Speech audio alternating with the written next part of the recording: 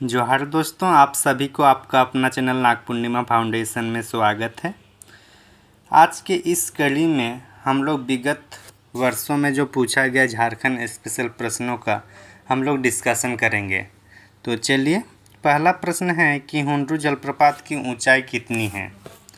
हुंड्रू जलप्रपात की ऊंचाई कितनी है, ये पहला प्रश्न है। हुंड्रू हम लोग का रांची ज़िले में है, हम सभी को पता है, और ये स्वर्णरेखा नदी में है। कौन सा? स्वर्णरेखा नदी में, ठीक। तो इसकी ऊंचाई यहाँ इसके अनुसार यहाँ 75 मीटर होगा। इसे एग्जैक्ट अगर देखा जाए तो 74 मीटर बुक में दिया हुआ रहता है। तो चूँकि 74 मीटर के आसपास अगर कुछ देखने को मिल रहा है तो हम लोग को ऑप्शन सी दिख रहा है, तो इसलिए 75 मीटर होगा, ठीक। झारखंड की सबसे ऊंची जलप्रपात की बात किया जाए तो हम लोग का बूढ़ा घाघ है। कौन सा है? बूढ़ा घाघ। और ये कहाँ पे है? लातेहार में है। और इसकी ऊंचाई 137 मीटर है। बूढ़ा घाघ दो नदी के संगम में बना हुआ है। एक बूढ़ा अपने आप नदी का नाम है और दूसरा उत्तरी कोयल नदी। तो ये दोनों नदी से मिला हुआ है बूढ़ा घाघ। ये लातेहार में है। ये झारखंड की सबसे ऊंची जलप्रपात है। आगे चलते फिर, अभ्रक की खाने कहाँ पाई जाती है। अभ्रक की खाने कहाँ पाई जाती प्रश्न है, जिसे अभ्रक राजधानी भी कहा जाता है, वो हम लोग का कोडरमा है। अभ्रक को न केवल कोडरमा को न केवल अभ्रक की राजधानी भारत में कहा जाता है, बल्कि ये विश्व का भी सबसे उच्च क्वालिटी वाला यहाँ पे ये अभ्रक मिलता है। तो इनके आंसर भी हो जाएगा धनबाद, कोयले के लिए फेमस है। धनबाद, बोकारो, रांची ऑटो पार्ट्स के लिए फेमस है। तो एक्चुअली इसका आंसर क्या हो जाएगा? 2 का बी। आगे चलते फिर, तीसरा प्रश्न है कि दीपिका कुमारी ने 2010 में राष्ट्रमंडल खेल में स्वर्ण पदक जीता था और उन्हें कहाँ प्रशिक्षण दिया गया था। तो हमारे पास ऑप्शन है झारखंड धनुर्विद्या academy, Tata football academy, Makan धनुर्विद्या एकेडमी, टाटा धनुर्विद्या एकेडमी। तो यहाँ देखिए फुटबॉल एकेडमी तो नहीं होगा, पहले यह तो कैंसिल हो जाएगा। और दीपिका कुमारी की जो ट्रेनिंग हुई थी ये हम लोग का टाटा आर्चरी एकेडमी में हुआ था, जो जमशेदपुर में है। तो 3 के आंसर क्या हो जाएगा? डी हो जाएगा, ठीक। मेकन हम लोग का रांची में है। तो इस तरीके से दीपिका कुमारी ये जो 34 जो गेम्स हुआ था, नेशनल गेम्स झारखंड में, उस टाइम ये खेल मसाल लेकर मैदान में प्रवेश करने वाली पहली खिलाड़ी थी। आगे चलते फिर, चौथा प्रश्न है कि बेतला राष्ट्रीय उद्यान किस जिले में स्थित है। तो जो बेतला राष्ट्रीय उद्यान किस जिले में स्थित है, तो ये हम लोग का लातेहार में है। बेतला राष्ट्रीय उद्यान झारखंड का एकमात्र national park, only one national park है, और इसको 1986 में इसको स्टेबलाइज किया गया है। इसकी बात किया जाए तो ये हम लोग का 1932 मतलब खतियानी वाला 1932 में शेर की गणना पहली बार यहीं पे हुई है, बेतला राष्ट्रीय उद्यान में। धनबाद की बात किया जाए तो धनबाद में कौन सा है? धनबाद में हमारा जो तोपचांची अभयारण्य है, ये हम लोग का धनबाद में है। तोपचांची अभयारण्य के अंदर एक झील है, उस झील का नाम क्या है? कमेंट करके ज़रूर बताइएगा आप लोग। गुमला में पालकोट अभयारण्य है और दुमका में कोई अभयारण्य नहीं पाया जाता है, मतलब नहीं अवस्थित है। तो एक्चुअली 4 का आंसर ए हो जाएगा। आगे चलते फिर, जमशेदपुर किस नदी के किनारे स्थित है। तो जमशेदपुर अगर आप लोग देखे होंगे, गए होंगे, तो आप लोग को समझ में आ जाएगा, स्वर्णरेखा नदी पर अवस्थित है। स्वर्णरेखा नदी और खड़काई दो नदी के संगम में बसा है जमशेदपुर, ठीक। दामोदर नदी ऐसे भी है, बोकारो उधर धनबाद होकर चलती है, तो ये नहीं होगा। कोसी नदी हम लोग का बिहार में पाई जाती है। गंगा हम लोग का एकमात्र जिला साहिबगंज से होकर गुजरती है। तो एक्चुअली आंसर क्या होगा? बी होगा। कोसी को बिहार का शोक कहा जाता है और गंगा नदी साहिबगंज से होकर गुजरती है, पता चल गया। आगे चलते फिर, छठा प्रश्न है कि झारखंड में बहने वाली दामोदर नदी को क्या कहा जाता था। यहाँ ये करने वाली बात है कि क्या कहा जाता था बोल रहे हैं ना। तो झारखंड में बहने वाली जो दामोदर नदी, जहाँ इनकी जो शुरुआत हम लोग का झारखंड के कहाँ टोरी, ये लातेहार में तोरी जगह से निकलती है, और ये हुगली नदी में जाकर मिलती है।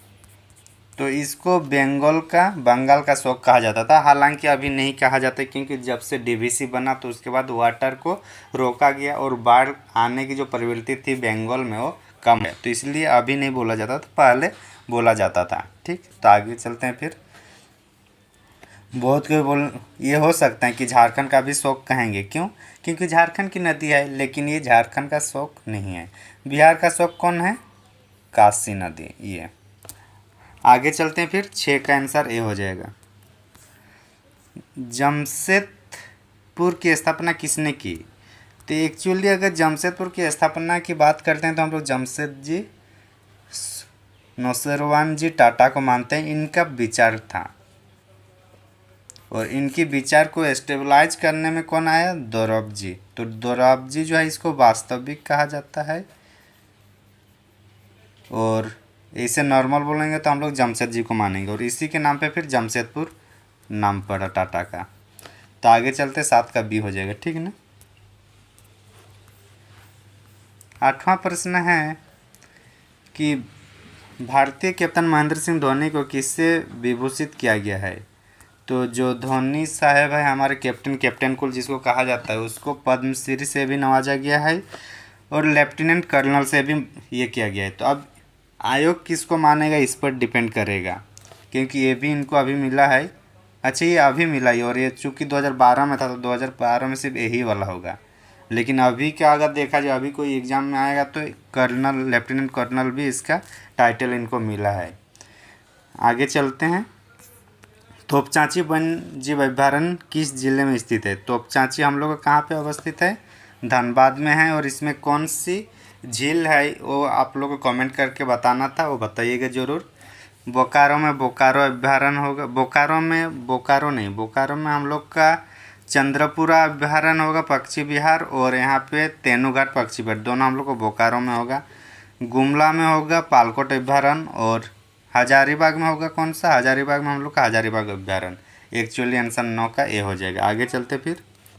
10वां प्रश्न है कि जादूगढ़ा किसके लिए प्रसिद्ध है? आप लोग सभी जानते होंगे जादूगढ़ा यूरेनियम के लिए प्रसिद्ध है। जादूगढ़ ये कहाँ पे है? ईस्ट सिंहभूम में है। ईस्ट सिंहभूम में। कोयले की खान हम लोग का बोकारो धनबाद साइड होगा। बक्साइट का खान हम लोग कहाँ पे है? लातेहार गुमला साइड होगा। अबरा का खान कहाँ पे है? हम लोग का कोडरमा में है। तो बाकी चीज़ों भी हम लोग एक बार देख लिए। आगे चलते फिर। दामोदर द्रोणी निम्नलिखित में से किसके बीच द्रोणी बनाती है? देखिए, मानभूम और सिंहभूम इधर तो होगा ही नहीं, और जब ये नहीं होगा तो मतलब ये भी नहीं होगा, उपयुक्त दोनों।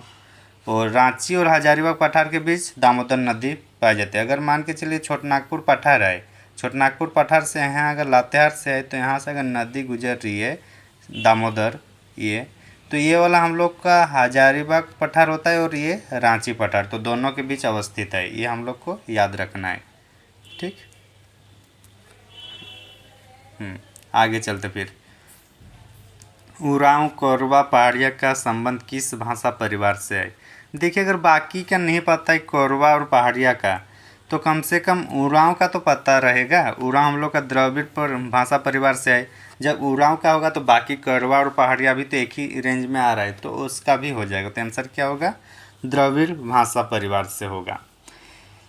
आगे चलते हैं फिर।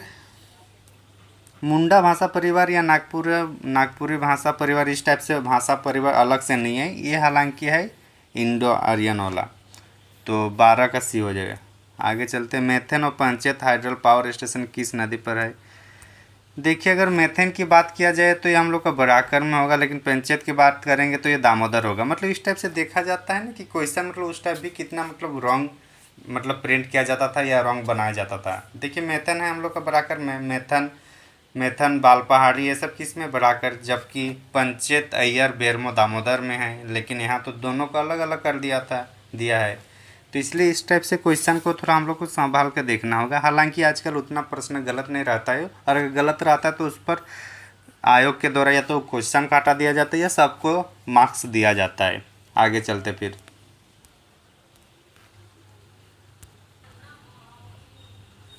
हालांकि थोड़ा जो फ़ोटो ली गई है उसमें थोड़ा क्वालिटी कम है, फिर भी क्वेश्चन को मैं बता दे रहा हूँ कि झारखंड में किस वर्ष प्रथम औद्योगिक नीति को कारगर किया गया है। क्वेश्चन है, झारखंड में किस वर्ष प्रथम औद्योगिक नीति मतलब फर्स्ट इंडस्ट्रियल पॉलिसी को एस्टेब्लाइज किया गया है। देखिए ऑप्शन है 1998, जो कि झारखंड स्वतंत्र कब हुआ, झारखंड एक अलग राज्य बना 2000 में, और ये बात कर रहे हैं 1998, तो ये नहीं होगा। 1999 ये भी नहीं होगा, या तो 2000 में होगा या 2001 में होगा, मतलब 50-50 का गेम है। तो जाहिर सी बात है 15 नवंबर होगा जब, तो 2 ही महीने में तो पॉलिसी नहीं बनेगा, नवंबर एक ही महीने में, तो क्या होगा हम लोग मोस्ट प्रोबेबल क्या होगा 2001। अगर नहीं भी आता तो भी कॉमन सेंस लगा के हम लोग इसको बना सकते थे 14 का ये। आगे चलते फिर, जनगणना के अनुसार अगर देखा जाए 2011 में कि साक्षरता दर कितनी है, तो झारखंड में ओवरऑल 66.40 है, जिसमें मेल का है 76.84 है, और फीमेल का है हम लोग का जो 55.42% है, और ओवरऑल 66.40। ये हम लोग देख लिए, ना केवल टोटल देखे बल्कि मेल और फीमेल को भी अलग अलग करके देखे। तो आगे चलते हैं फिर, मतलब जनसंख्या से एक क्वेश्चन निश्चित है जनगणना से, ठीक। झारखंड के किस जिले में ऑटो आनुषंगिक उद्योगों का संकेंद्रण है। देखिए इसमें लोहरदगा तो नहीं होगा, गढ़वा भी नहीं होगा, यहाँ रांची और पश्चिम सिंहभूम की बात कर रहे हैं, तो रांची में भी ऑटो आनुषंगिक उद्योग का संकेंद्रण नहीं है, तो इनका मेनली जो होगा बी हो जाएगा ऑप्शन। आगे चलते फिर, झारखंड में मनाया जाने वाला लोकप्रिय जनजातीय त्यौहार, लोकप्रिय जनजातीय त्यौहार ये अंडरलाइन रखना है जनजातियों का। तो जनजातियों का जो होता है सरहुल पर्व होता है। सरहुल पर्व हम लोग का चैत्र माह में होता है। सरहुल पर्व में सखुआ का जो पत्ता लाया जाता है उससे पूजा की जाती है, ये सरहुल पर्व है। आगे चलते फिर, सरहुल और एक सोहराय दोनों में कन्फ्यूजन नहीं होना है। सोहराय होता है बांधना पर को सोहराय कहा जाता है, जो दीपावली के टाइम होता है, और सरहुल ये दूसरा है, ये पत्तों का पेड़ पौधों जब नए नए पत्ते आते हैं पेड़ों में तब सरहुल पर्व मनाया जाता है। 17 का डी होगा। आगे चलते फिर, 8वां प्रश्न है कि झारखंड के किस जिले में अभरा की सबसे बड़ी खान स्थित है। तो झारखंड के किस जिले में अभरा की सबसे बड़ी खान है, तो ये हम लोग का कहाँ होगा, कोडरमा, जिसको उसको अभरा की राजधानी भी कहा जाता है। धनबाद, लातेहार, चतरा ये सब नहीं होगा, ठीक। आगे चलते फिर, एक टाइम था जब अभ्रक की उत्पादन में झारखंड अग्रणी राज्यों में से था, और हालांकि अभी भी सबसे ज़्यादा अगर देखा जाए तो अभी भी सबसे ज़्यादा अभ्रक की जो उत्पादन होता है भारत का झारखंड से ही होता है, लेकिन बाकी राज्यों में भी अभी थोड़ा बहुत उत्पादन होना शुरू हो गया है, खोज मतलब उसको खनन करना शुरू कर दिए हैं। आगे चलते हैं, 19वां प्रश्न है कि झारखंड राज्य में 2000 में कितने जिलों का गठन किया गया और वर्तमान में कुल कितने जिले हैं। यहाँ 2 प्रश्न हो रहा है, 2000 में कब था, 2000 में कब था, 18 था, और अभी वर्तमान में कितना है, 24 है। तो ये हम लोग का होगा 18 और 24। अगर देखिए अगर 18 भी अगर आपको आता था कि उस टाइम 18 था तो यही ऑप्शन हो जाता। इसमें जो 6 बढ़ा वो कौन कौन सा बढ़ा, जामताड़ा, रामगढ़, लातेहार, खूंटी, सिमडेगा और सरायकेला। तो ये 6 जो है ये 6 बढ़ गया है ना। आगे चलते फिर, इसमें आप लोग कमेंट करके ये बताइएगा कि जामताड़ा किससे अलग हुआ है, रामगढ़ किससे अलग हुआ है, लातेहार किससे अलग हुआ है, के से खूंटी किससे अलग हुआ, एस से सिमडेगा किससे अलग हुआ, और सरायकेला खरसवां किससे अलग हुआ। ये सब बता दीजिएगा कमेंट करके, ठीक। इसमें क्या होगा कि आप लोग का भी रिवीजन हो जाएगा। भारत का सबसे बड़ा उर्वरक कारखाना कहाँ स्थित है। भारत का सबसे बड़ा उर्वरक कारखाना हम लोग का सिंदरी में स्थित है। कहाँ पे, सिंदरी में स्थित है, और ये कहाँ पे, धनबाद में है, धनबाद में। आगे चलते हैं फिर, भारत में रसोई कोयला रिजर्व के तहत झारखंड का प्रतिशत कितना है, लगभग ये 90% के आसपास है। मतलब जो कोयले का जो रसोई घर में जो हम लोग यूज करते हैं चूल्हा के लिए, उसका जो परसेंटेज है झारखंड में 90% झारखंड से उसका प्रोडक्शन होता है। आगे चलते फिर, 21वां प्रश्न और है क्या, अच्छा और 2 प्रश्न है उसको भी देख लेते हैं। किस खनिज के एकमात्र उत्पादन राज्य झारखंड है, मतलब खनिज के उत्पादन के बारे में है। तो देखिए कोयला झारखंड नहीं है, ये तो हटा देंगे यहाँ पे। यूरेनियम तो चलो ठीक है, लेकिन बॉक्साइट झारखंड के अलावा दूसरे राज्यों में भी होता है। तो अभ्रक भी बाकी राज्यों में पाई जाती है ये। तो अब यूरेनियम और पायराइट जो है ये सिर्फ और सिर्फ झारखंड में पाई जाती है। तो झारखंड अपना सर्वेसर्वा है भारत के संदर्भ में। अगर दो खनिज के उत्पादन में, वो होगा यूरेनियम और दूसरा पायराइट। आगे चलते हैं फिर 23वां प्रश्न, और ये अंतिम प्रश्न है इस एपिसोड का। तो इसमें जो है प्रश्न कि निम्नलिखित में से किसे एशिया का सबसे बड़ा स्टील संयंत्र कहा जाता है। जो संयंत्र कहा जाता है तो उसको बोकारो स्टील प्लांट को सबसे बड़ा स्टील संयंत्र कहा जाता है एशिया का। तो इस तरीके से आज के इस वीडियो में हम लोग जो विगत वर्षों में पूछा गया था झारखंड स्पेशल जीके के तहत जो प्रश्न, उसको हम लोग डिस्कशन किए। तो देखिए हालांकि कुछ ज़्यादा डिफ़िकल्ट तो नहीं है। तो इसको देखा जाए तो आने वाले जो अपकमिंग एग्ज़ाम हो, चाहे जेपीएससी हो या जेएसएससी, 80 to 90% टारगेट किया जा सकता है। हालांकि अभी कंपटीशन बढ़ा है तो हो सके क्वेश्चन का लेवल भी बढ़ जाए। तो इसलिए हम लोग को सभी टॉपिक को अच्छा से कंप्लीट करना है। आप लोग को ये वीडियो कैसा लगा और आप लोग की तैयारी में कितना सहयोग हो रहा है, ये वीडियो ज़रूर आप लोग कमेंट करके बताइएगा। और अगर आप नए हैं तो ज़रूर हमारे चैनल को सब्सक्राइब कीजिएगा। थैंक यू फॉर वॉचिंग, धन्यवाद। फिर मिलते हैं अगले एपिसोड में।